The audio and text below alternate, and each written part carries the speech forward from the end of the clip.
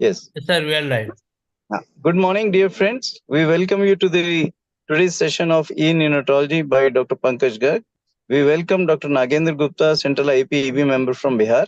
I request Dr. Pankaj Garg to please introduce Dr. Nagendra and request him to say a few words. Good morning, friends. That's Dr. Pankaj Garg. I'm a neonatologist at Sir Gangaram Hospital, New Delhi, and currently also working as President-elect of IAP Delhi. And I welcome you to this eNeo course. This is fourth session in progress. And as you know, there are 15 sessions which are happening on every Sunday from 9 to 10:30. And we are trying to cover up all topics which interest a office-based pediatrician. So our outreach is to pediatricians, and we are not dealing in this course very core neonatology, but we definitely aspire to have another course after we finish this, maybe after some time or maybe next year on advanced neonatology also. So coming to this session, we are very happy to welcome Dr. Nagendra Gupta. He is the professor and head at Darbhanga Medical College, and he is also CIP EB member from Bihar, Patna. He has gracefully accepted today's invitation of IIP Delhi to be the chairperson of this session. So welcome you, sir. Over to you, Dr. Nagendra, for a few words on the importance of X-rays and this course for office-based pediatrician. At first, my heartiest thanks to Dr. Garg who invited me for the same.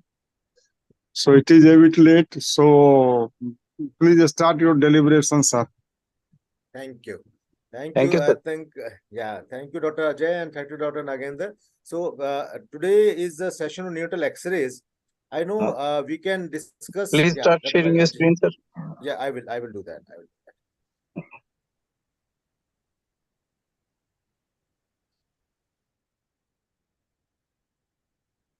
So I think my screen is visible to everybody now. Yeah. Yes, yes. Yeah. So,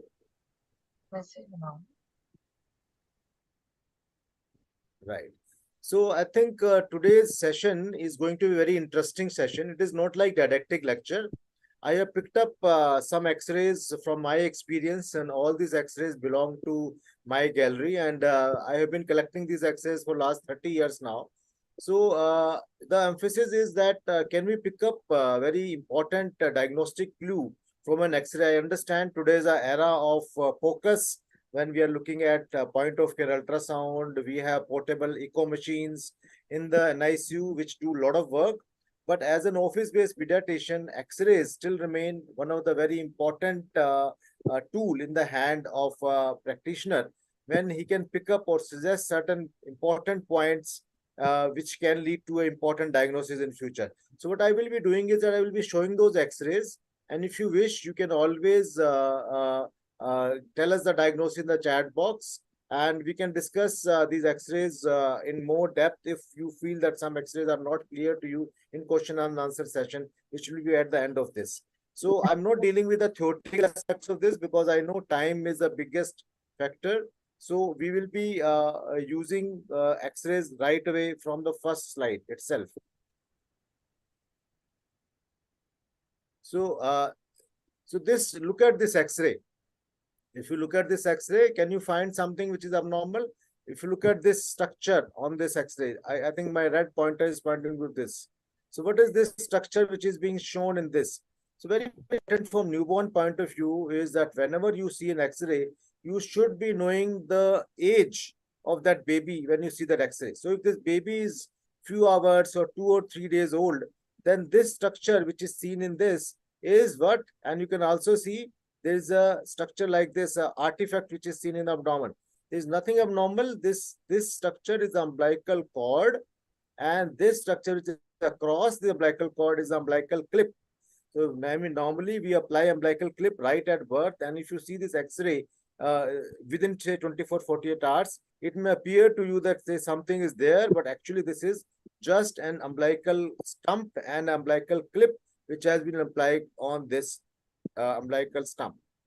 So just clearly look at this X-ray. If you look at this X-ray, you can see and you start counting the ribs. You know, this is abdominal X-ray here, and this is chest X-ray. This looks too huge.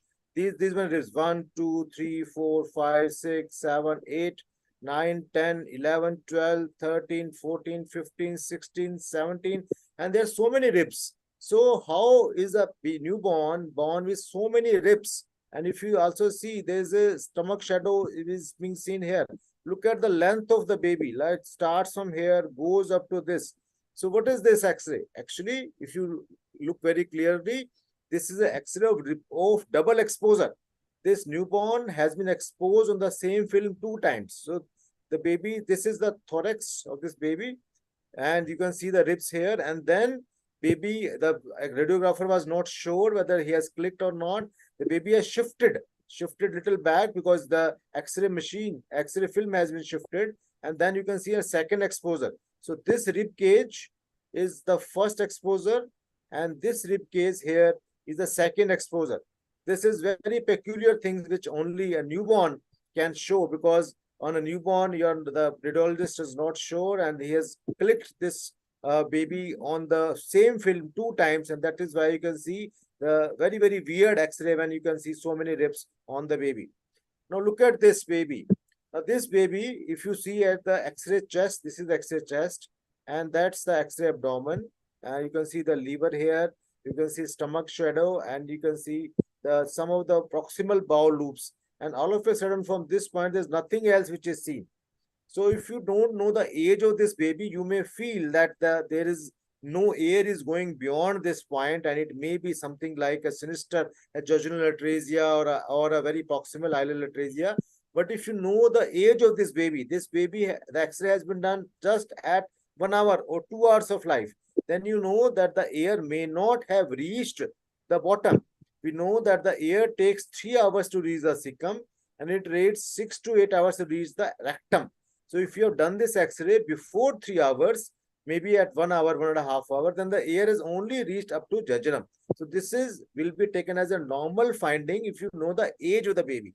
So my important point is that whenever you are looking at an X-ray, you should also ask, when you are looking at the gas pattern, what is the age of the baby? So if this baby is suppose 48 hours or 72 hours, then definitely is abnormal, because the air should have reached the cecum or the rectum, and then air is not reaching is a problem. But if you have not reached air within 3 hours, this may be a normal finding for this baby, which may be that because of the paucity of time, the air has not reached the cecum. Now look at this X-ray. I know that sometimes babies, they move on when you are doing the X-ray. This is a badly rotated film. You can see this is clavicle on this side, which looks more horizontal, but right hand side clavicle looks very, very up and down, so very vertically placed. So this baby has been rotated, and is rotated in such a way that the left side has come in front like this, and the right side has gone back. Now, if you clearly look at this X-ray, you can find some shadows here. Look at this shadow. There's a big shadow here, oval structure, another shadow here, another shadow here. So what are these shadows doing here in a newborn X-ray on first few days of life in a badly rotated film? You may be tempted to feel that there are certain opacities, round opacities, or there are certain abnormal findings, but you must see that this type of shadow will always be seen only in a rotated film. A newborn has sternal ossification centers. So this sternum should be in the midline. If it is in the midline, then you cannot see these shadows. But if it is rotated, then the sternum is also rotated to the right side. And a rotated sternum, which is now coming in the background, because the baby is rotated like this, left side is front, right side is back. Then the sternal centers, which we expect them to be 5. These 1, 2, 3, 4, and 5 I can't see here. So these are the sternal ossification centers, which are separate, which have not fused to each other, and that is why you can see these sternal ossification centers in a rotated film. And it is not uncommon to see rotated films in newborn period. So these normal findings, so I have tried to emphasize upon you that the normal findings like umbilical cord, umbilical clip, double exposure, normal paucity of air because you have done it in early life, and the sternal ossification centers, all of these findings are normal, and you should not be worried about them, and you should definitely try to collaborate this finding by doing a properly placed or properly positioned X-ray. Now look at this. Now if you look at this X-ray, let us look at the left side. Left side, this is the lung. That's the heart shadow. But if you see right hand side, there is something like this, and there's a air, which this arrow is showing is air just beneath the lower border and also going towards the side. Similarly, look at this X-ray, the different X-ray, but you can see that there's air which is just beneath the this border, right side lung border. So you can see this is a sign of pneumomediastinum. Look at this sail. This is formed from this sail sign. So you can see this is this. So this is like similar. This is a sail, which you can see there. This is the sail, and that is the main ship. So this is the main ship. So sail sign, which is very characteristic of pneumomediastinum. So we have Britishers were very good to tune the pathological findings to something which they see in common day-to-day practice. So sail sign is a sign of pneumomediastinum. Now look at this film. Look at that. Whenever you look at a newborn X-ray, you should always look at all tubings which are also present. Like you can see, this is the endotracheal tube which is there. You can see the X-ray chest and X-ray abdomen. X-ray chest is showing ground glass appearance. So you cannot differentiate where is the heart and where the lung borders. So one should never think that ground glass appearance is only because of what was called hilal membrane disease, or what is now called surfactant deficiency disorder of newborn, or respiratory distress syndrome of newborn. It can be because of many reasons. It can be complete collapse of both sides. It can be consolidation of both sides, space occupying reasons. So it's a homogeneously abnormal lung, and you can see the trachea as showing some air, but lungs are not showing any air. It's a homogeneous lung. Even the Sillet sign is there. You cannot differentiate liver from this. You cannot differentiate heart. So this is a ground glass appearance, which is typically seen in HMD, but can be seen in other disorders also, as we suggested. So whenever you're looking at X-ray of a newborn, you should also look at other bony structures like clavicle. You can look at the humerus, the radius, ulna. So all the bones you should see, because many times you may find some findings there also. Now look at this X-ray. Let us go systematically. You can see this chest X-ray. This side is the left lung. This is the heart. And here the right side of the heart, black shadow is here, lung. But what is this radio opacity, which is seen like this? Now you must remember that in newborns, most X-rays are done lying down position. They are not down sitting or standing position. So what is this opacity? Which is more clearly seen in lying down position. But if you do want to see this baby in an upright position, you may see a air fluid level like this. But in lying down position, air fluid level is seen like this. So this is pleural effusion. Now pleural effusion, which is only there on the right side and is not there in the left side. This is the right-sided pleural effusion. So if a newborn on first day of life presents with pleural effusion, what is your differential diagnosis? So when we always feel right-sided pleural effusion, which are present right at birth, are more likely to be chylothorax. So let us look at the second film. We drained this fluid. Now this fluid drain is clear. So you can see it is a straw-colored fluid, which is there because of little bit of unconjugated bilirubin, which is always there in these babies in first few days of life. So if you drain this fluid, though it is a chylothorax, the fluid will be clear and it will be straw-colored because of the presence of bilirubin. It will not be milky white, which is we are normally seeing in chylothorax. And why we are not seeing it in chylothorax milky white? Because the child is not started on feeds yet, or it is in very minimal feeds. This same baby who is continues to be on feeds on day 10, day 15 of life, same baby, the chylothorax, why milky fluid? So how can you diagnose chylothorax when it is not looking like chyle? You stand the triglycerides and you look at the lymphocyte content of this fluid. The content of chylothorax is nearly 100%, and the triglyceride levels will be high in baby. And that is why we always see that chylothorax is a common diagnosis in one genital.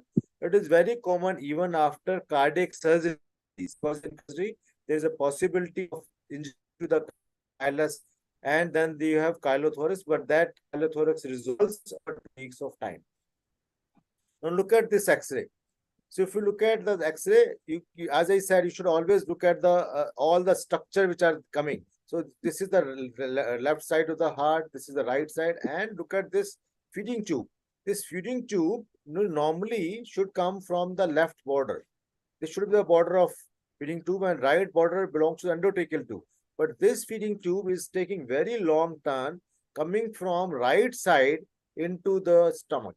So you should always look at the centering or positioning. If it is positioned well, then there is no business for the feeding tube to come from right hand side.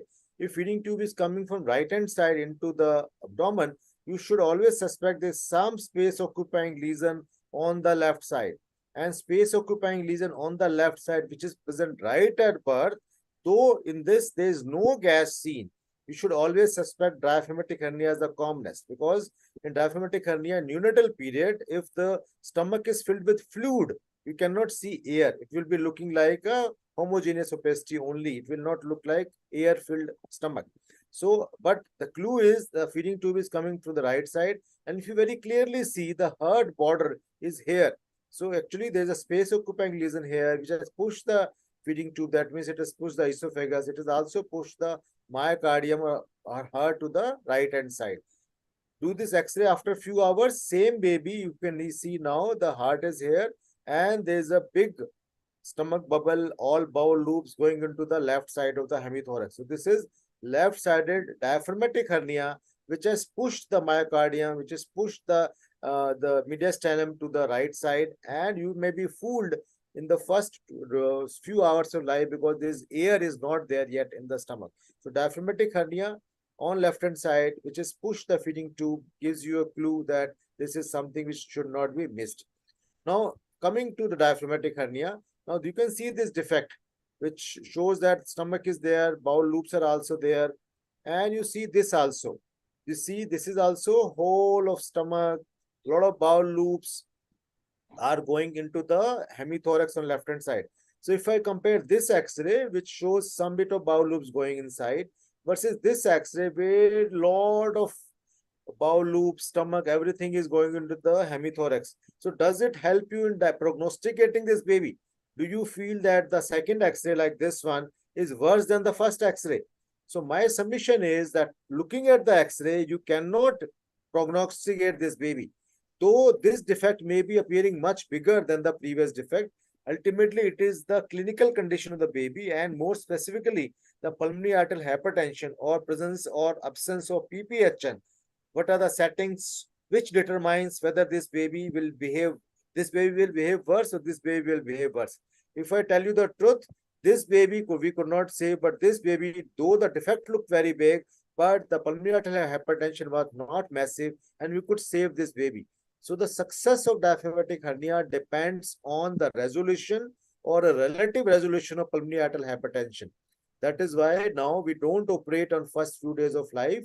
We wait for the babies to stabilize, the PS to settle down, and we operate only when the FiO2 has come down to less than 70%. And sometime it may take even longer than few days, till 10 days, 14 days also, which we have seen in our experience. So diaphragmatic hernia, delayed surgery after resolution of pulmonary arterial hypertension, stabilization has a better chance of survival than early surgery. Now look at this film. This baby, this is the left side of hemithorax. You can see the right hand side. Right hand side is looking very densely opaque compared to left hand side. So why it is looking so densely opaque? Because here liver is shifted up.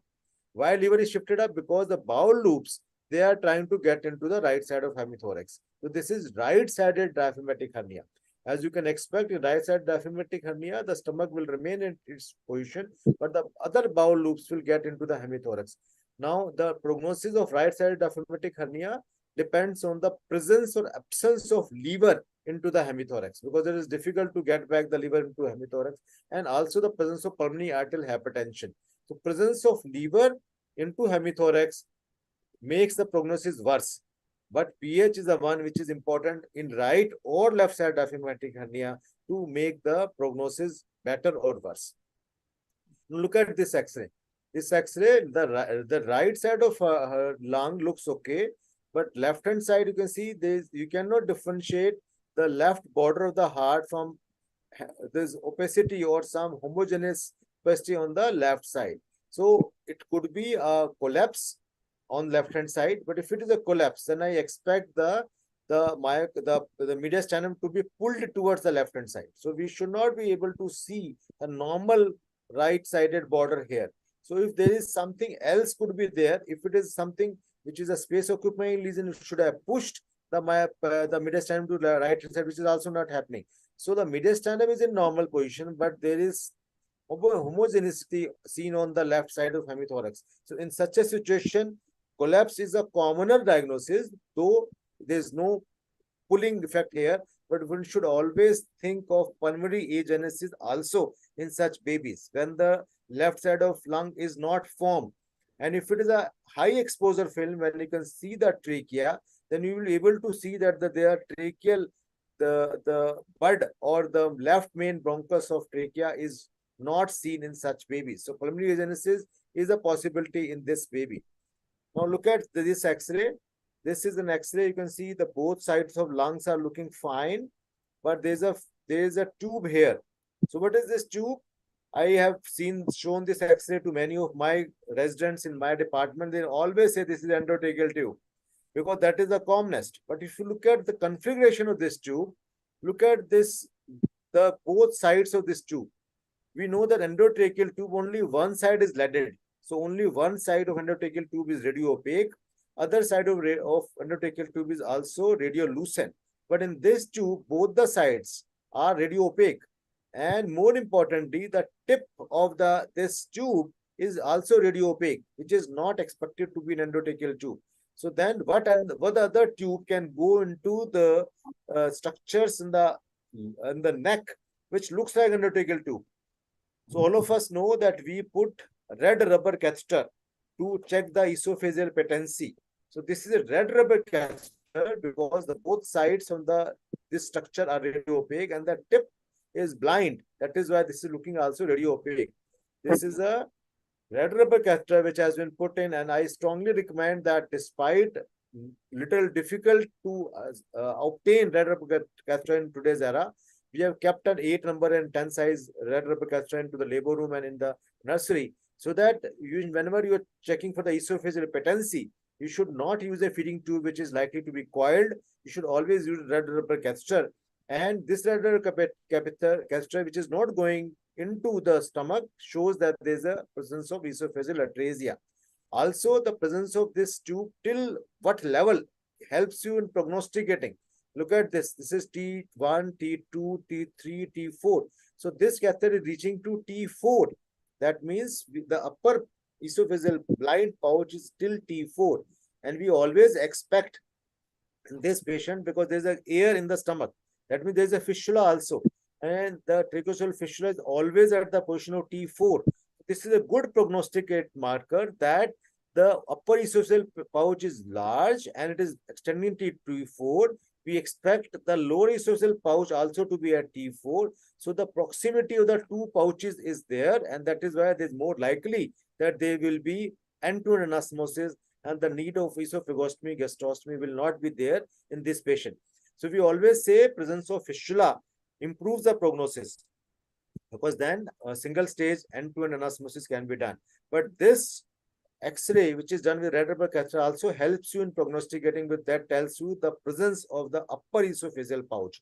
Also, the X-ray tells you whether there is any lung involvement, because we know in esophageal atresia, because of pooling of secretions going into the lungs, there can be right upper lobe collapse or pneumonitis, which makes the prognosis worse.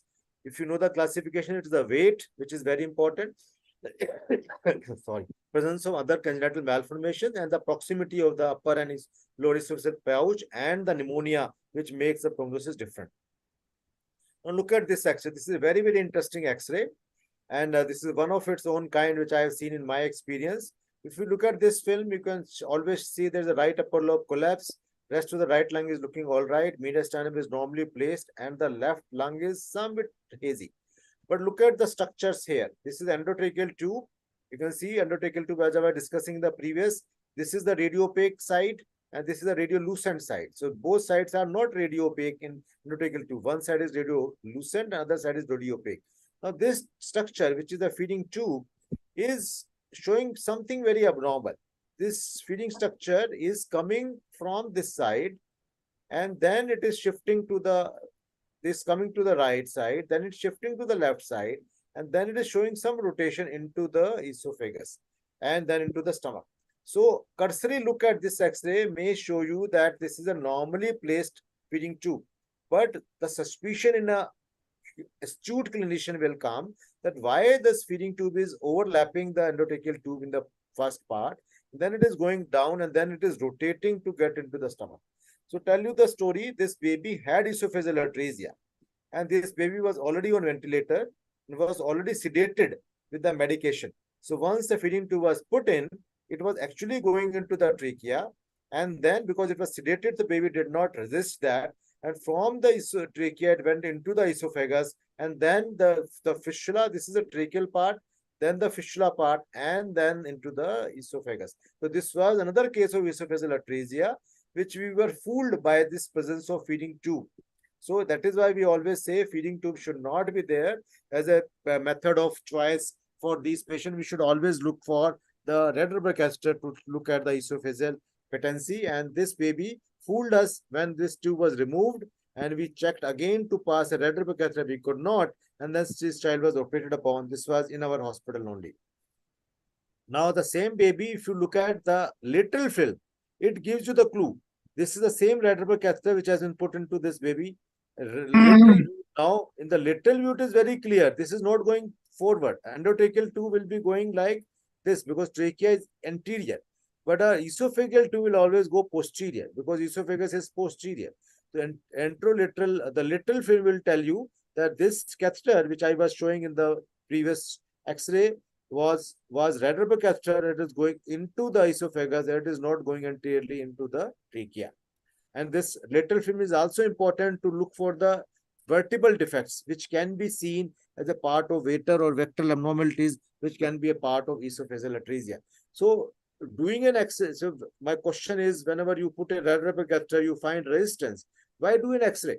You do an X-ray, number one, to look at the proximity of the upper esophageal pouch and the lower esophageal pouch.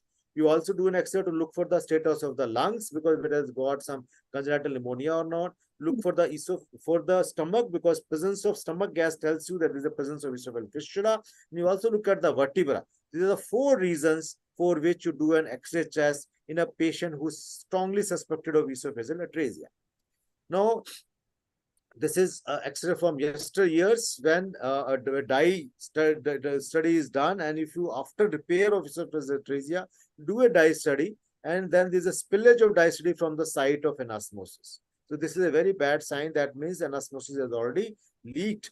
But we always do a dye study on day 7, day 8 after primary esophageal repair to see whether there's a leak or not. And there's no leak, you remove the tube, you start feeding. But there's a leak, you keep the tube inside, keep on feeding from that and wait for the leak to heal if it is a minimal leak. And sometimes it's a massive leak, then it has to be re-surgery done, and maybe esophagostomy, gastrostomy, or very rarely second stage surgery for primary repair of esophagus. Another X-ray, you can see the esophageal atresia, and there's a leak. This is a big leak. Why I'm saying a big leak? There's a big air pocket also here, and pneumothorax. So there's a big leak, very less likely to heal, but then many times the surgeons will keep the feeding tube there and wait for the leak to become less before they take the next call. Now, this is an X-ray in which the person, this was in our hospital only, and you can see this was X-ray done in very long time back, when through the feeding tube, the dye has been put to diagnose or to confirm that their dye is not going beyond. So normally, this is a surgery, this is X-ray done when the surgery has already been done. But the 2 sides have been anastomosed and there's a strong stricture. Nothing is going beyond. You do a dye study to find whether something is going down or not. Now's era, we are doing more endoscopy to look at the patency. But at that time, we did this dye study to see that everything is collecting in the upper esophageal pouch, and the stenotic segment is so atretic that nothing is going beyond. So this baby will require resurgery.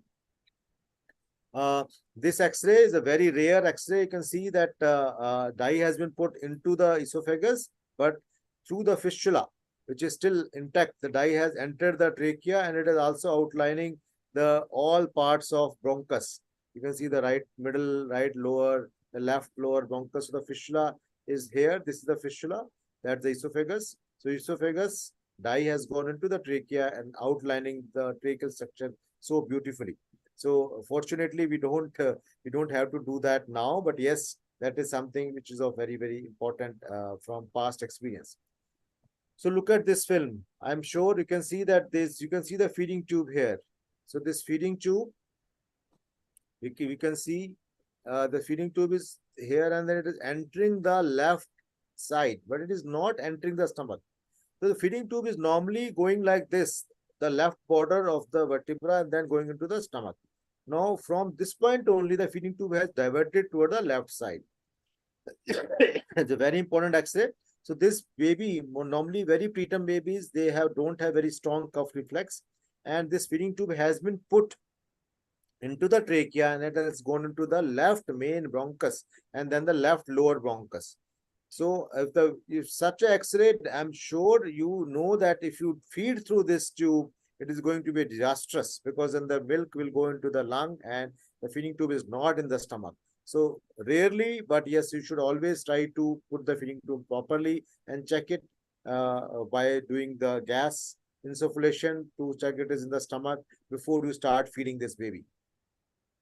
Look at this X-ray. The cursory look of this baby may appear that the heart is on right hand side, and the left hemithorax is appearing little high emphysematous, but little empty and no heart there. But whenever you are looking at the heart position, you always first should look for the positioning. In this film, you can see the left clavicle is straight and right clavicle is vertical. It's a malpositioned X-ray. So in a malposition X-ray, you should never compare, you should never comment on dextrocardia or dextroposition. So cursory look, somebody may say this is dextrocardia, but it is malposition X-ray. So I will definitely repeat this X-ray before making that comment. And if you look at this film, now see, this is the right hemithorax, this is left, and that is heart. Looks everything fine. But then you see here, here you can see this is stomach here, and liver is on this side. So that means I may be tempted to say that this is baby which has got normal structures in the hemithorax, but liver is on the left side. But just look at this sticker. This sticker is showing this is right. You can see the sticker here R. So actually this side is right, and the X-ray has been done rotated. It has been reversed. So this X-ray is showing right-sided liver because this is right, left side is stomach, which means normal visceral structure. But now the myocardium, the heart is on right side. So this baby has got dextrocardia with no situs inversus, because you should always be guided by the sticker here, right? So dextrocardia with situs inversus, situs solitus. That means heart is on right side, but the liver is also on the right side. So whenever we have total situs inversus, totalis, that means dextrocardia with situs inversus, the chances of malformation is less. But if there is difference, if there is situs inversus, but heart is on left side, or dextrocardia, but there is the situs solitus, then the chances of congenital malformations are more. Now look at this film. This film, the heart appears right in the central position. It's a very nicely filmed.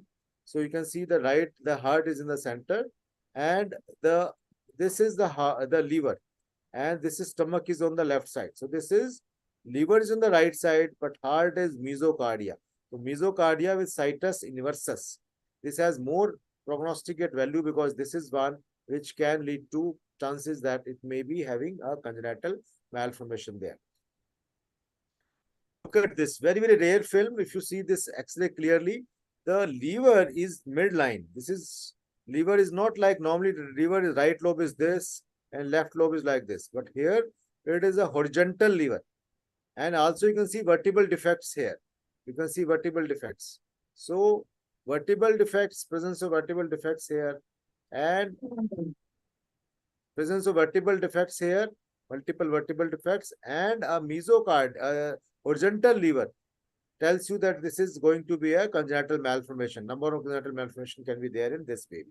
So whenever you are looking at the X-ray, you should always look for the position of liver. Sorry. And position of stomach and position of heart to say whether everything is normally placed. Because congenital malformations are common in newborn period when they may manifest with cardiorespiratory compromise. Now look at this. This is another X-ray which is done on lateral valve. If you look at, these are the vertebrae. This is the sternum, and you can see this structure. This is a cyst. This is like a cystic structure. It can be a nematocele. It can be a nematocele in the lower border, on the lower lobe of the lung, or it can be a cyst. So this can be nematocele. It's very rare X-ray to show something like a lung cyst or a nematocele in a newborn period. See this X-ray. You can see this X-ray is left side is looking all right. Stomach is fine. Liver is fine. The heart is okay. But there is homogeneous opacity is seen on right hand side. This is more likely a asymmetrical lung disease or meconium aspiration or congenital pneumonia. Very rarely can also be seen in superadded ventilator associated pneumonias. Now look at this X-ray. This, you can see the very old film, but the film is little spoiled. It become little yellow. So this is the right side of the lung. This is left side lung. You can see a feeding tube going inside. So maybe there was a pneumothorax on the left side which has been drained. And this is heart. But if you can see, this heart is encompassed by air, which is all around. Air which is there in the inferior border also. So whenever there is air in the inferior border, it is showing that this is pneumopericardium. Pneumomediastinum will have air on the sides like this, but will not have air on the inferior border. So that is a differentiating point between pneumomediastinum. Air will be here or here, but it will not be on the inferior border. If it is there in the inferior border, this is a sign of pneumopericardium. Pneumopericardium does not need immediate treatment depending on whether the patient is in cardiac compromise or not. If it is a cardiac compromise, then you need to drain it. Now it's ultrasound drainage is possible, but yes, if it is not causing any discomfort or cardiac tamponade is not causing, then this needs conservative management. Another very important X-ray you can see here, you can also see the sale sign. So sale sign is there, which means baby also has pneumomediastinum, but the heart is also encompassed. So pneumomediastinum along with pneumopericardium. You can see such a beautiful air around the heart. It may not be that beautiful for the baby, but yes, for our radiography point of view, a very beautifully pictured pneumopericardium along with pneumomediastinum. You can see both things together in this baby. This baby, you can see there is pneumothorax, massive pneumothorax on left side, also pneumothorax on right side. You can see sale sign also here. So you can see pneumomediastinum also, but there is no pneumopericardium because the heart inferior border is spared. Another X-ray you can see here, pneumomediastinum because sale sign is seen, and also pneumopericardium, which sees that heart is very badly encompassed by this air all around. And as I said, most of the pneumopericardia may not be requiring treatment. Only those who cause cardiac tamponade will require treatment. Now this another X-ray. This X-ray is another film which is showing a base pneumopericardium at the border. And here there is no pneumomediastinum because the there is no sale sign here. This baby has got multiple chest tubes. This is another one chest tube, another chest tube, another chest tube. That means this baby has multiple pneumothoraces. But still the baby has a pneumopericardium. So you don't put a chest tube to drain pneumopericardium. Baby has developed pneumopericardium, which means the baby has got multiple type of air leak syndromes. This is a lateral film. This lateral film shows the air is all around the lower border as well as the upper border. So it is showing, and the endotracheal tube is also there. So it's showing that this baby also has a pneumopericardium. Now this film is a very interesting film. You can see the right border is fine, left border is fine, lung. This is heart, but you can see air tracking down the neck. So this is air in the neck, and you can see air is all filled up with, this is air, and the air is tracking along the vessels, which are originating from heart, but going along. This is trachea, this is air, this is surgical emphysema of the neck.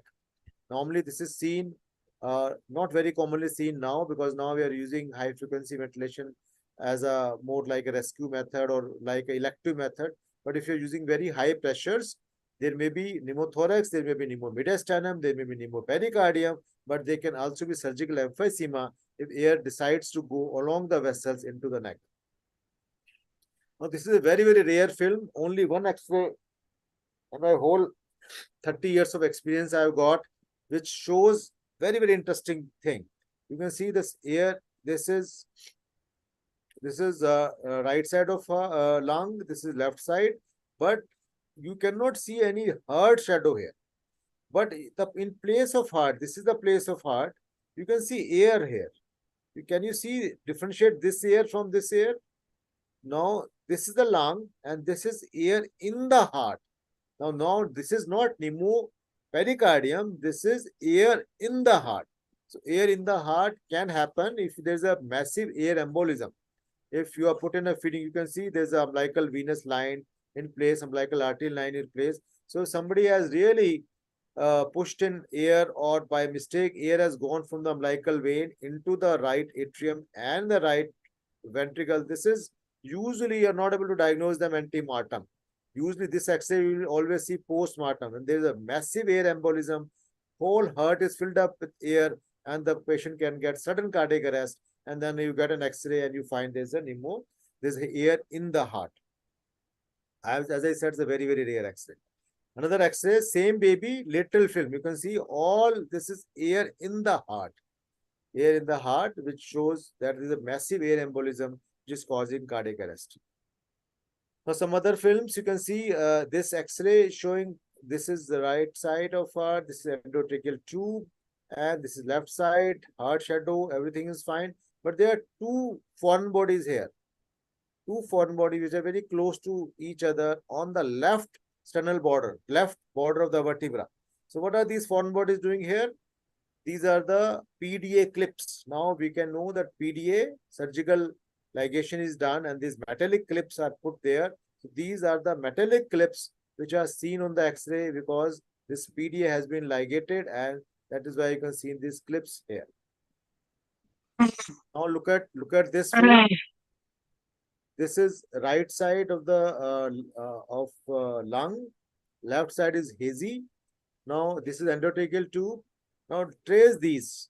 This is one structure. This is one catheter which is going inside. Now this is the umbilical vein, because umbilical vein is right, umbilical artery is left.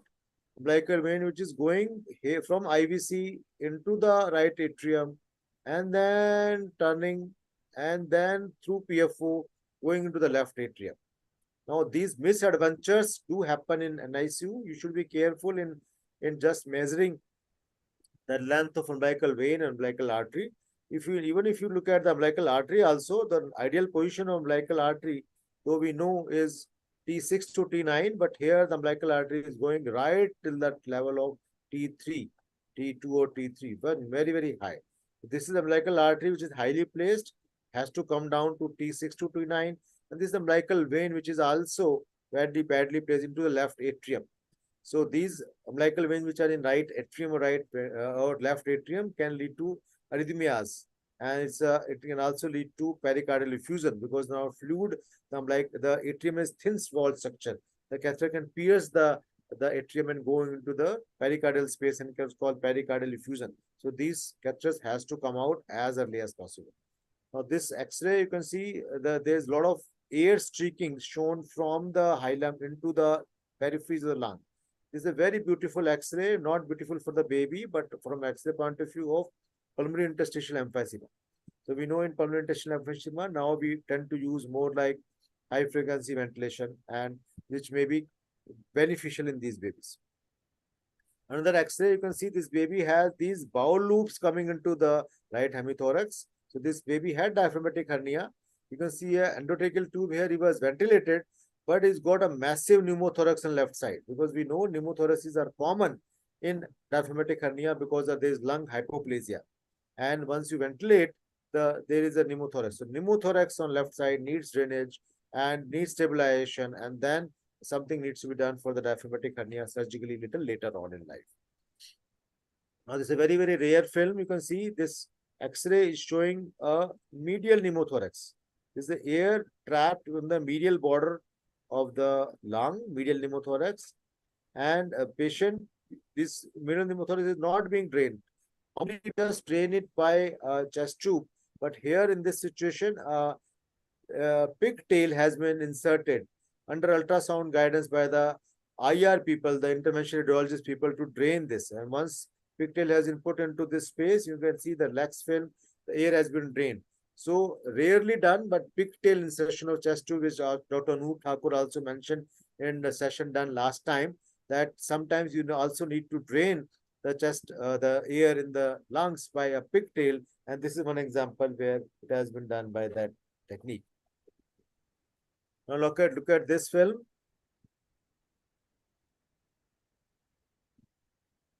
Look at this film in which you can see that the left side is looking all right, but the right side is looking all white.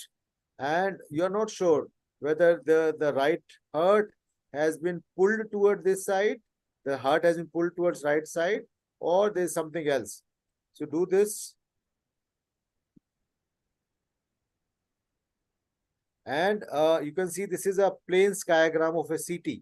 Now in this CT is very, very clear that this is the trachea and this is the left main bronchus, but the right main bronchus is rudimentary and there is no lung seen on the right hand side.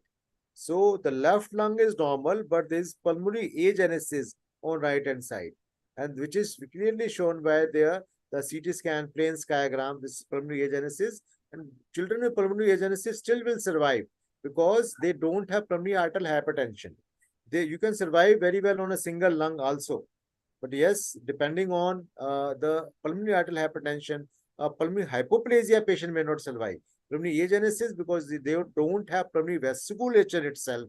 This pH is not there, and the patient can survive on one lung also. But if this lung is also affected by pneumonia or some other disease, then it can be a problem. Now, this another X-ray you can see. This is taken from the CT scan film. You can see this homogeneous opacity seen there, honeycombing seen, there's air trapping, air pockets all over the lungs, and thus homogeneous this opacities also. So you can see that something like that will be in bronchiectasis in pediatric patient, but something like a chronic lung disease or BPD in newborn period, which can present like this. Now coming to some of the abdominal X-rays. Now if I tell you the story of this baby, you can see the lungs are looking all right, and this is stomach shadow, but you can see there's a big air pocket here. So this is the baby who is born with no anal opening. So a North Indian male child who comes with no anal opening is an anorectal malformation. You always get an X-ray. X-ray is done for two reasons. One is done to look for the lowermost part of the gut, so that you know it is a high type or low type of anorectal malformation.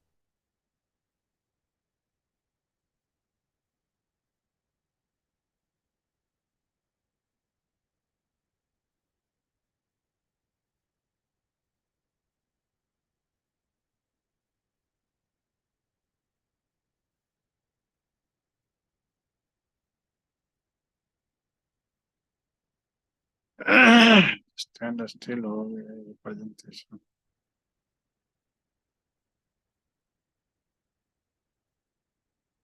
We know that male of high malformation is high, but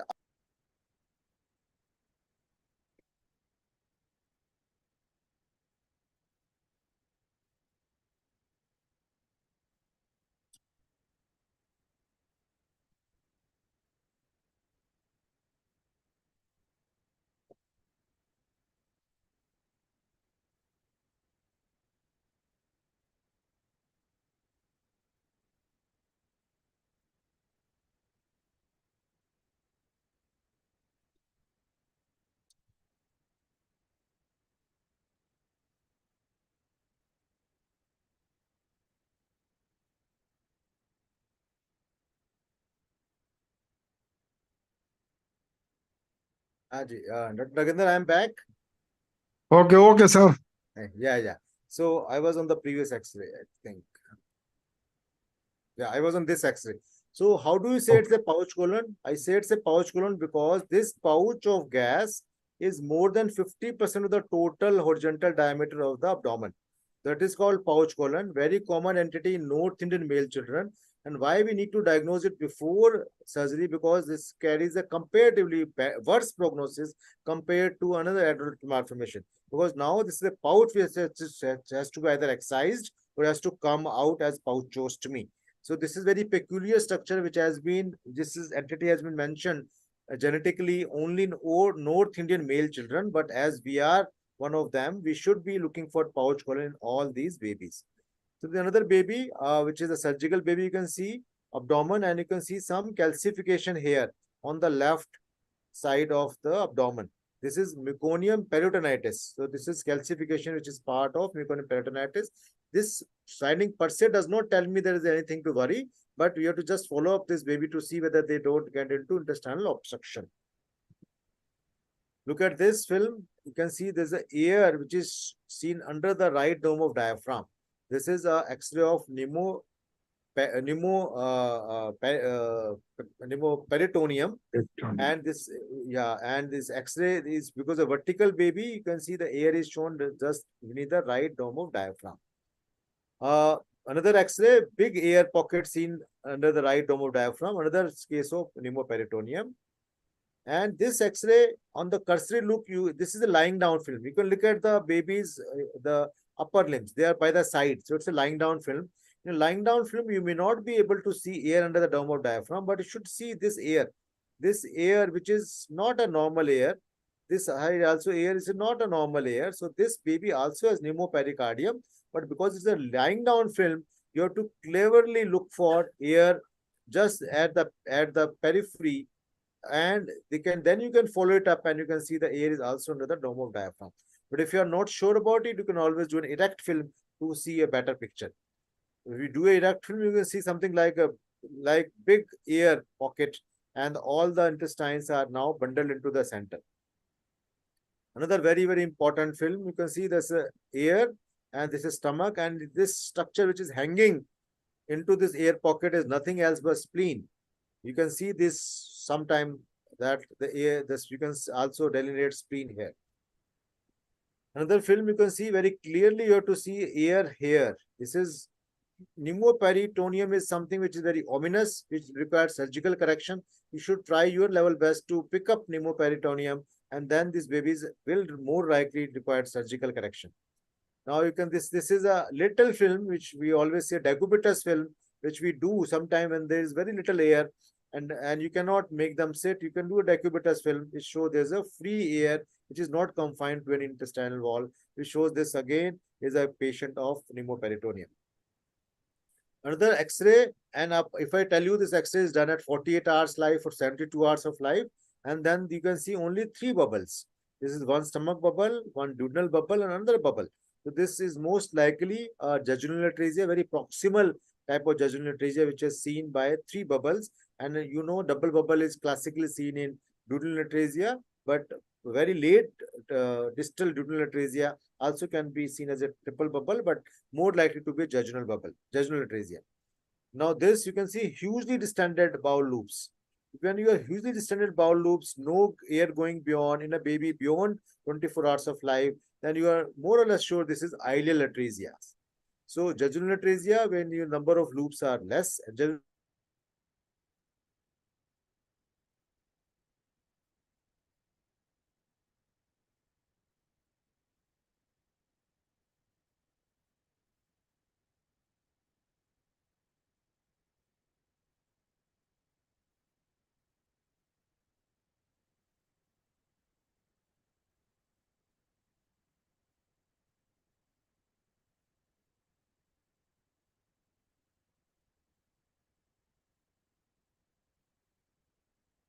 number of loops are massive, and they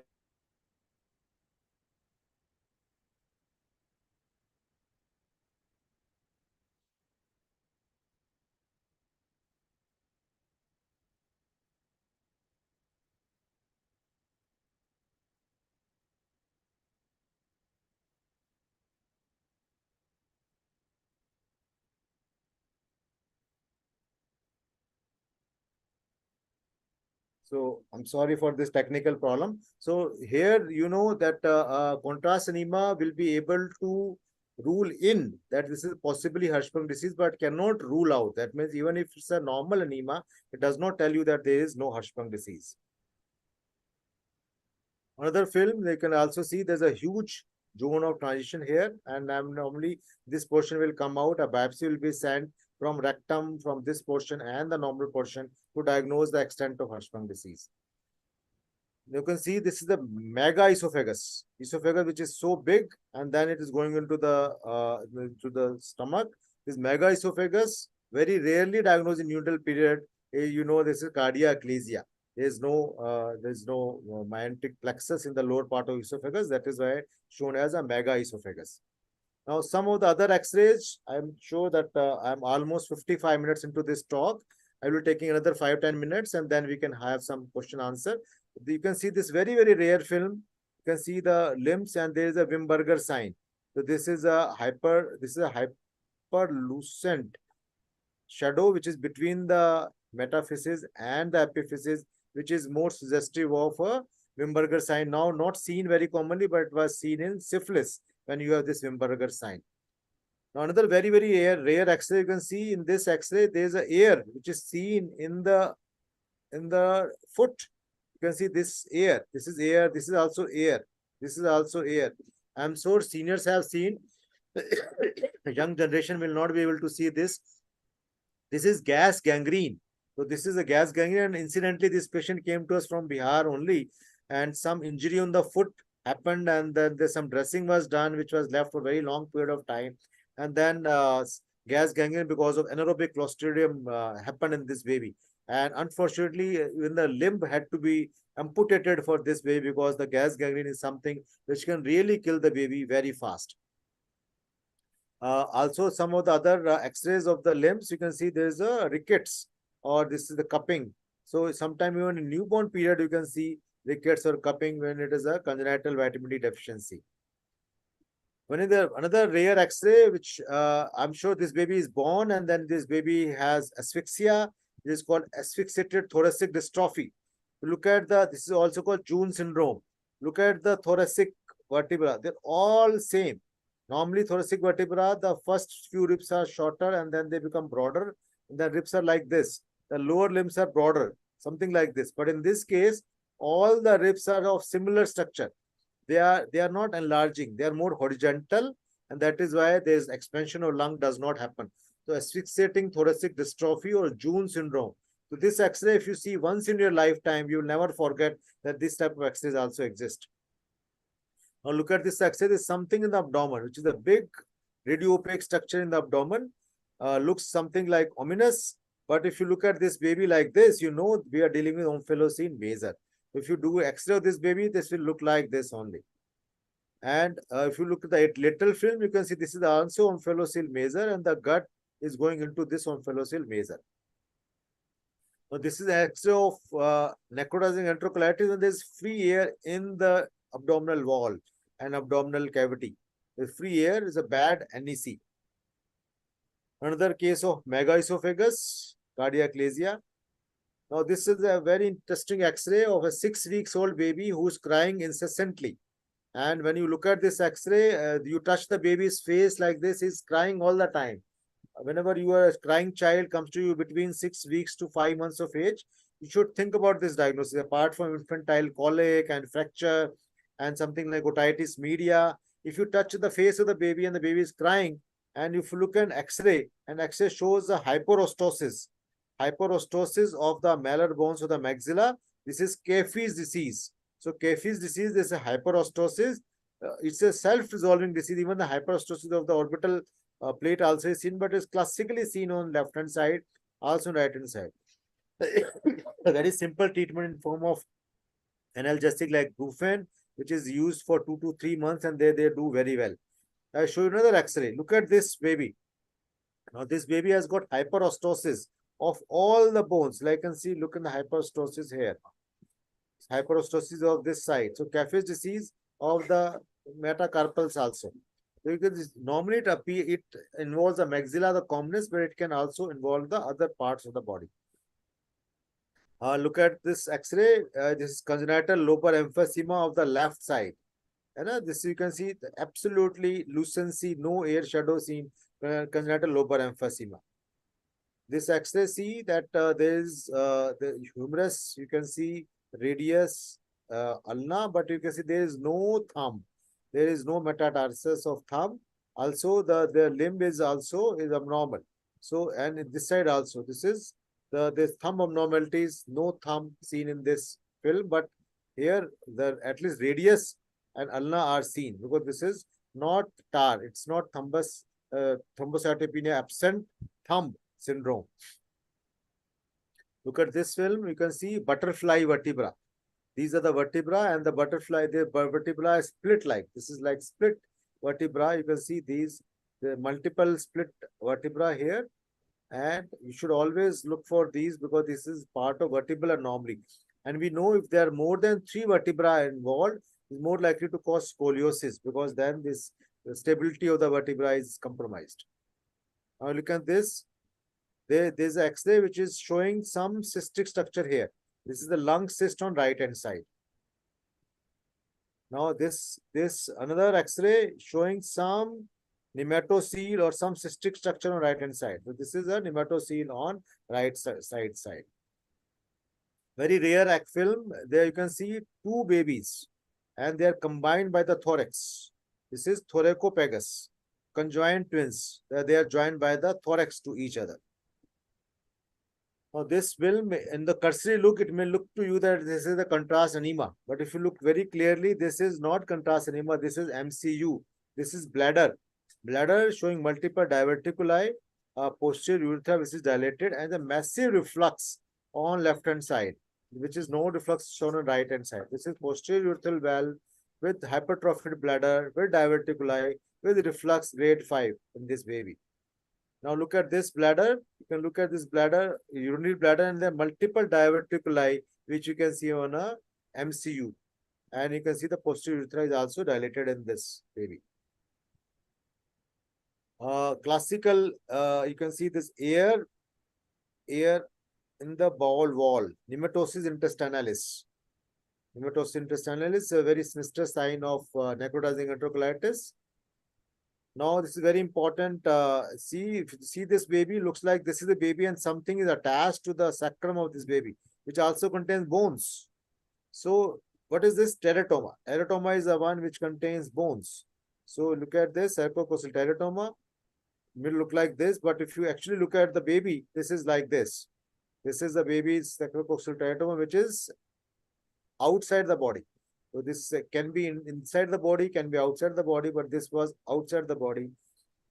I'm following this baby for last 15 years. She's done marvelously well. She's absolutely normal child and no urinary incontinence.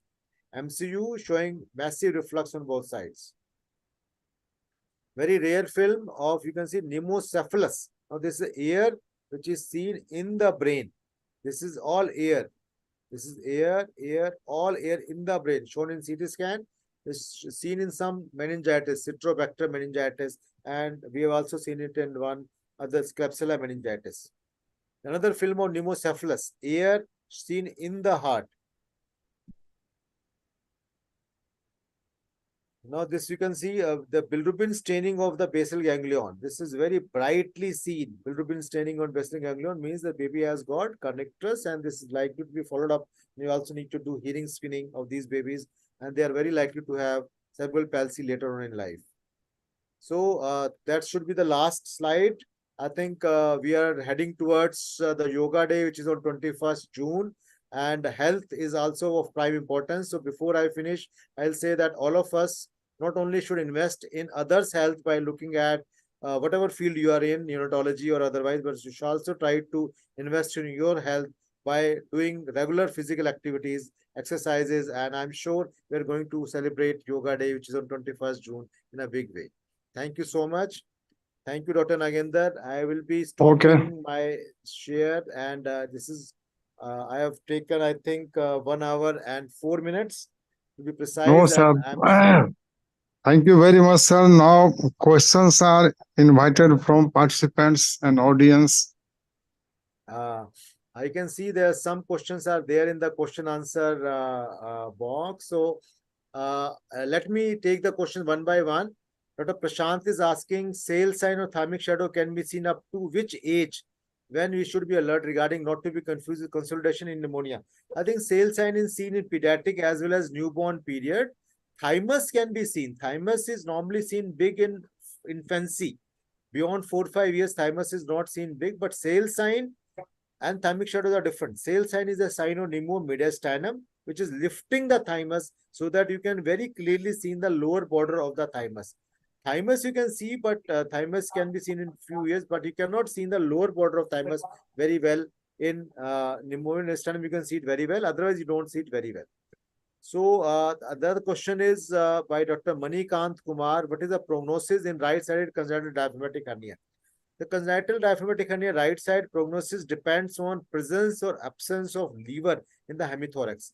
Liver is a big structure. क्या-क्या and it is- लेके जाना है आज तो आपके सारे it is- investigations.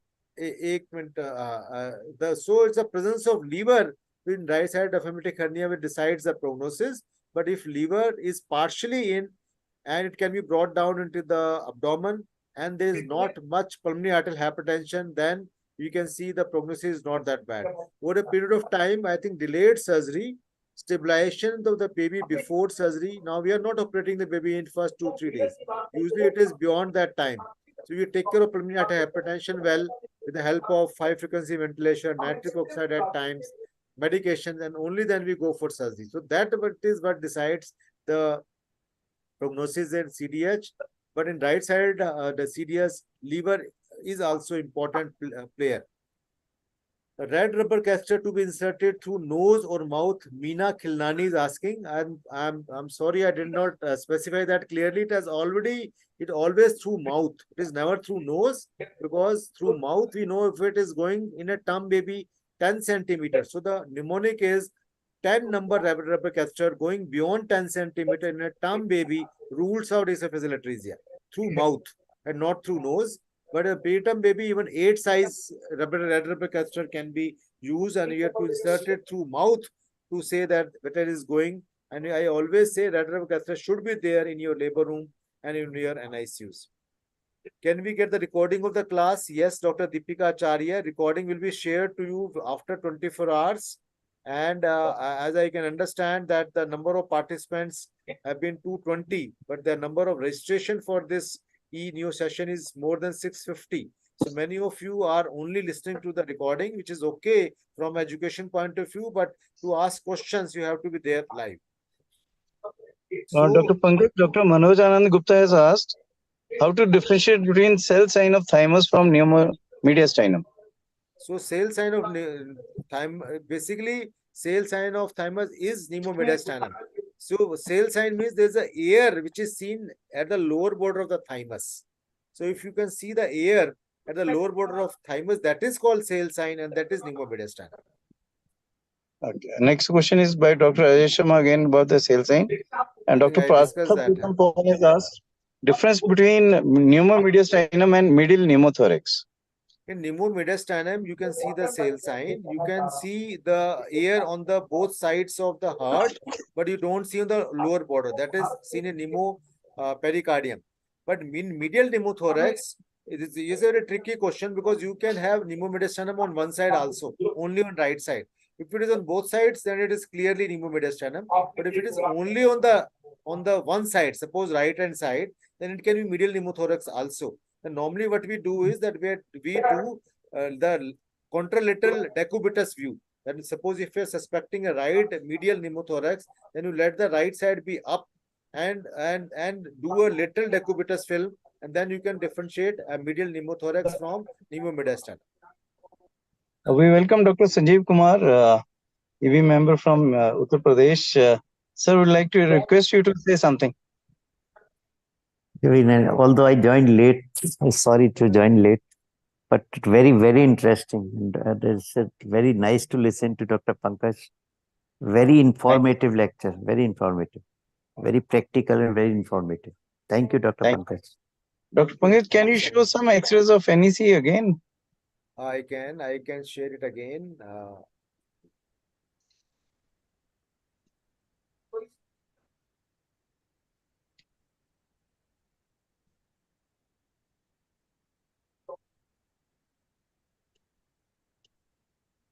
I'm just sharing it again.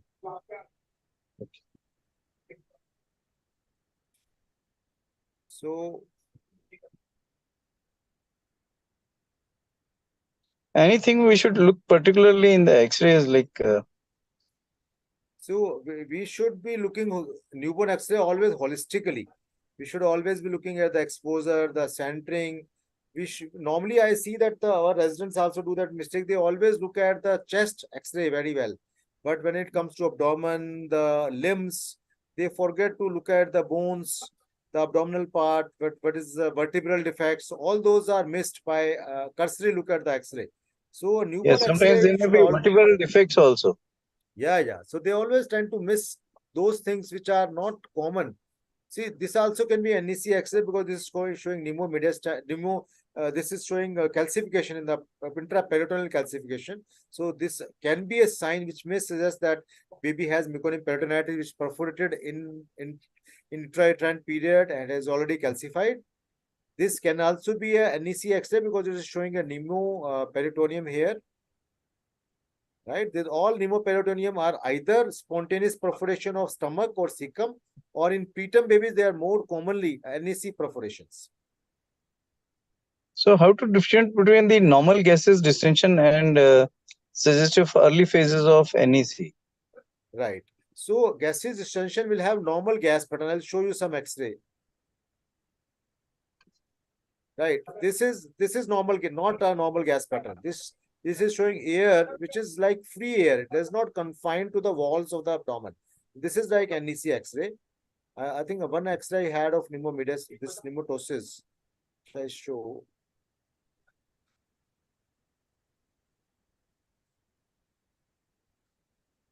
Yes. Now look at this X-ray. This is stomach, which is normal shadow. This is proximal, maybe jejunal loop, which is also normal. But if you look at the other loops, look at this loop. This is wall of the loop is showing some air. This is the wall of the loop which is showing this air. And in the middle also, this is like honeycombing. So presence of air in the wall is always suspected of pneumatosis intestinalis. If there's a air in the wall, it is also abnormal. But many times you see the bowel loops are distended, but they're not showing any air. Then we look at repeat X-ray and the air, the bowel loops are stagnant. We know that because of peristalsis, the intestinal loops keep on moving. So the fixed loop also may be suggestive of something like a NEC which is going on. Then presence of pneumoperitoneum always suggests that there's an abnormality. Then even clinical examination, looking at abdomen is looking discolored. They also showing sign of some gangrenous or some devitalized gut in the abdomen. So X-ray should be done carefully, repeatedly. NEC, we always look at repeated X-rays to see fixed loops, maybe 8 to 12 hours gap, pneumatosis intestinalis, pneumoperitoneum, and then other signs, clinical signs, which tell you that it can be NEC. I think this is one representative X-ray. You should always look at it. This baby is showing multiple this pneumatosis intestinalis, this bowel loop also, some bit of pneumatosis here also, and this is a normal bowel loop. So this is a good way to differentiate a normal versus abnormal bowel loop. Dr. Manoj Anand Gupta has asked how to differentiate between atelectasis and consolidation. So in atelectasis, you are expected to have some pulling effect of the mediastinum to that side. In consolidation, that may not be there, but as we always say, right upper lobe collapse is a anomaly. So right upper lobe collapse may not pull the mediastinum to one side. It may be just looking at a right upper lobe like homogeneous opacity. But in newborn period, many times it may be different. It may be difficult to differentiate pure consolidation from a collapse. So I will say that is why you must have seen that many neurology will say it's a collapse consolidation because they feel it may be both in this case. But if it's a complete collapse, then there will be a mediastinal shift.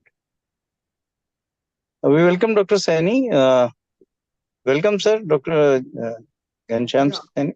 So would you like to ask something or say something? Yes, I just want to ask about Hirschsprung disease.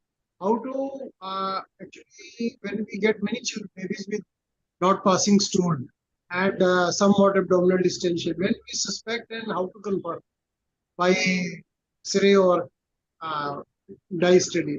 It's just about Hirschsprung disease. So, Hirschsprung disease is very difficult disease in newborn period to be ruled out. We can consolidate it in that it is there.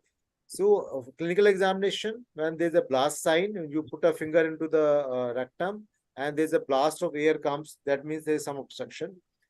Can be a one clue. Then clue can come from a contrast anemia. Now we don't do barium anemia or gastrographin as a differential. We can do a contrast anemia. If there is a presence of a narrow segment, a dilated proximal segment and a narrow distal segment, then it can gives you a clue that there is a aganglionic segment which is distal. It can give you a clue, but a normal contrast anemia does not rule out Hirschsprung disease. If you're still very strongly suspecting that it can be Hirschsprung disease, then the only answer will come from the suction biopsy. Now suction biopsy, which can be done per rectal, though the technology and the interpretation can be difficult at times, but that is the next step. And if you're still not sure, then the proper rectal biopsy, which can be done under general anesthesia to rule in or to rule out Hirschsprung disease, will be the best. As I can understand, still many a time Hirschsprung disease is missed in neonatal period and it can manifest later on also. On the other hand, sometimes you overdiagnose it also and you do surgery for Hirschsprung disease and it does not come out to be Hirschsprung. So I understand all those anomalies which can happen, but rectal biopsy, full thickness rectal biopsy is usually the most commonly employed technique by surgeons to diagnose Hirschsprung disease. You had shown one X-ray about Hirschsprung. Can you show it again and guide us? You had shown one X-ray. So X-ray, you are not really sure about Hirschsprung. X-ray will only show you that there is a air and is abdominal distension is there. And after some point, there is not much air in the rectum because till that time, the ganglionic segment will have air and aganglionic segment will not have an air. So, but usually X-ray will not give you a very clear-cut indication of Hirschsprung disease. So, contrast can give you some idea of Hirschsprung disease, but not a plain X-ray. Dr. Pankaj, how to differentiate between the high and low type of anal atresia? Right. That's a very interesting question. We always will look for first clinical examination. If there is any fistula seen, it is always a suspicion of a high type of anal atresia. There is no anal opening, no fistula. Male child, high type of anal atresia is common. Female child, low type of anal atresia is common. But if you're in a doubt, then there was a time when we used to use invertogram. Invertogram is not done now. Now we do, baby is put in a little lateral decubitus position with the pelvis raised. So it's a hip raised X-ray which is done around 24 hours of life. And then you see the lowermost part of air, how far it is from the anal dimple. You may plaster, you may put a metallic substance or something like a marker at the anal dimple, and then you know the difference between the anal dimple and the lowermost part of air. If it is more than 2.5 centimeters, more likely to be a high type of anal atresia. If it is less, it is likely to be low type of anal atresia. But I will say that in today's era, we combined all these findings, clinical examination also and the X-ray also, and then we are able to differentiate the high or low type of anal atresia. And as I said, if you have a high type of anal atresia in a male child, you always should do again an X-ray of abdomen plane to rule in or rule out a pouch colon syndrome. Dr. Pankaj, is there any clue available for the PPHN in mass baby in X-ray chest? That is more of a clinical. In X-ray chest, mass baby will be showing features of mass. It's a heterogeneous lung disease. But mass can also have a black type of lung, PPHN. So X-ray will not be able to diagnose PPHN. X-ray is only there to diagnose mass. PPHN is more of a clinical diagnosis when you have very fragile oxygenation, severe hypoxemia, the difference between preductal and postductal saturation or preductal, postductal PaO2, and a normal echo to rule out a cyanotic heart disease. All those things in combination tells you this is MAS with PPHN. X-ray will not help you much there. Dr. Pankaj, one question. Sure, Can I sir. ask? Please. Many a times we see a patch of pneumotic patch in an X-ray and a newborn period. How common it is, and can it be differentiated with the MAS? See, this is a history which will tell you. If there's a history of meconium aspiration and the child is not on ventilator, Sometimes there is no history in the mother. right? Many a So times there's there is no history given by the mother, but Right. there is a patch. Right. Generally, most commonly in the upper zone. Right. So in the upper zone, it depends on whether baby is ventilated before that or not. A non-ventilated baby has got a patch on right side. It's more likely meconium aspiration. Some aspiration, most likely meconium if it is on first day of life. But if the baby is already ventilated, then after ventilation, the probability of especially if it is ventilated for more than 24 hours, then the possibility of ventilator-associated pneumonia or because of ventilation there is some atelectasis on right side is much more likely. So if you have two X-rays before ventilation and after ventilation, and the after ventilation X-ray shows some shadows, it is more likely to be VAP. If the first X-ray is showing a shadow, then it is more likely to be meconium aspiration. Because meconium aspiration will present right at birth. So within few hours, you can get that. We welcome Dr. Alok Bhandari, sir, President IIP Delhi. Yeah. Welcome, Dr. Alok. Hello, Namaskar ji, respected Dr. Nagendra ji and Sanjeev ji. Okay. Welcome Namaskar, to sir. platform of Delhi Namaskar. IIP. You are very much our own. Namaskar. हमें तो लगता ही नहीं कि संजीव दिल्ली के नहीं हैं. नहीं So sir, he is not a बिल्कुल guest, sir. he is the host only. और नगेंद्र जी भी हमारे डॉक्टर ललन भारती के द्वारा काफी बार इनकी तारीफ सुनी है. तो कभी लेकिन आज एक जो सीरियस इशू है apart from this topic I will just bring to your notice कि रात को हमारे दिल्ली में विवेक विहार में एक नियोनेटल यूनिट में फायर हुई है जिसमें 7 newborns have lost their lives and 5 are critically sick have been shifted to an center. So इसमें एनएनएफ की तरफ से भी हम देखते रहे हैं but safety fire safety is a very major issue. Please इसको आप सर्कुलेट करिएगा, लोगों को इन्फॉर्म करिएगा. There should not be any compromise in safety and quality of the care. बिल्कुल सही कह रहे हैं sir. I had a talk with fire officer in Aligarh. उसका कहना ये था the most painful death is a death by fire और that is the most preventable thing. उसका कहना ये था सिंपल सर, बच्चे न्यूबॉर्न तो अपने आप चलेगा नहीं और फायर में ऑब्वियसली स्टाफ भी भाग जाएगा अपनी जान बचाने के लिए and newborns are charred to death. तो this has happened earlier also but अब कैपिटल्स में होना ऐसे तो बहुत ही सीरियस इशू है.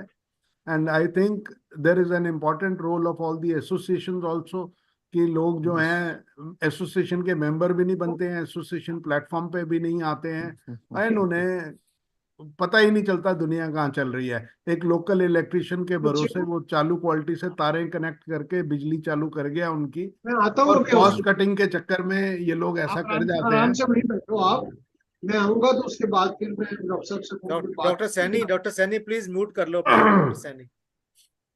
तो इसलिए please we should use this platforms also to spread this information also कि ये भाई बहुत ही सीरियस मैटर है. डॉक्टर नगेंद्र जी अब आप बताइए सर, आपको कैसा लगा आज हमारे बहुत ही अच्छा. लास्टली हमारे जितने पार्टिसिपेंट्स थे सब all are very learned people. I am very much please to hear the questions and my many thanks to all participants, and lastly my heartiest thanks to Dr. Pankaj Garg for very nice collection, very nice presentation, and discussion is very praiseworthy without any controversy and doubt. Lastly, I very much thankful to all of you. Sir, Pankaj and Ajay दोनों हमारे unofficially I have selected 3 slides from their presentation for next coming examination without his permission, sir. नहीं sir, बिल्कुल. Knowledge spreading and learning is a very pleasant experience, and Ajay Gupta और पंकज गर्ग ये दोनों हमारे Delhi IIP के academic हीरे हैं जो पूरे देश में चमक रहे हैं और हम इन पे काफी भरोसा रखते हैं और ये हमेशा हमारे को आगे बढ़ाते हैं. हमारा भरोसा हमेशा बढ़ता है आगे और हिम्मत भी बढ़ती है.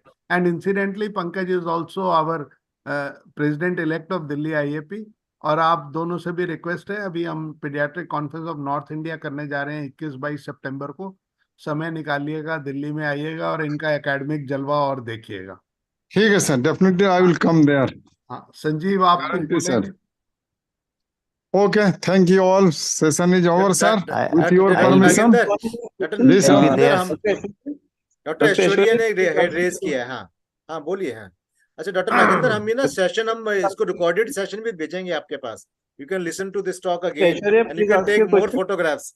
कुछ क्वेश्चंस है हम लोग के पीजी स्टूडेंट की तरफ से, तो बाद में हम करवा देंगे। अभी नहीं, बाद में करवाएंगे। हाँ बोलिए डॉक्टर। हाँ Okay. Good morning, respected faculty members. First of all, I would like to thank you for this informative session.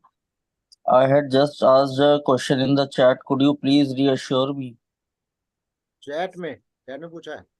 Chat में मेरे पास Please ask your question. Dr. Aishwarya, please go ahead, ask your question. you can ask your question now, no problem. Yes, sir. Sir, I have been facing a genuine problem for some time. I have already answered that in the chat box. If you go through the chat, please look Yes, at your sir. chat. I have already answered that. Yes, sir. Okay, thank you so much, sir. Thank you so much for your reassurance, sir. Thank you so much. Okay. So we thank all the delegates and request Dr. Alok Bhandari sir to please pass the closing remarks. नहीं बिल्कुल वही बात है। It is an excellent show by our academic team of Delhi IAP, and I'm really looking forward to more such activities, and I'm happy to share with you Dr. Ajay Gupta has taken an initiative, and after this new course on neonatology, next other 2 courses are also in the pipeline. तब तक थोड़ा इंतजार कीजिए, समय रहेगा यही रविवार सुबह 9 से 10, हर रविवार एक IAP academic bonanza from Delhi IAP. Thank you, friends. Thank you. Thank you, sir. Thank you so much, and be ready tomorrow. We will be sharing this recorded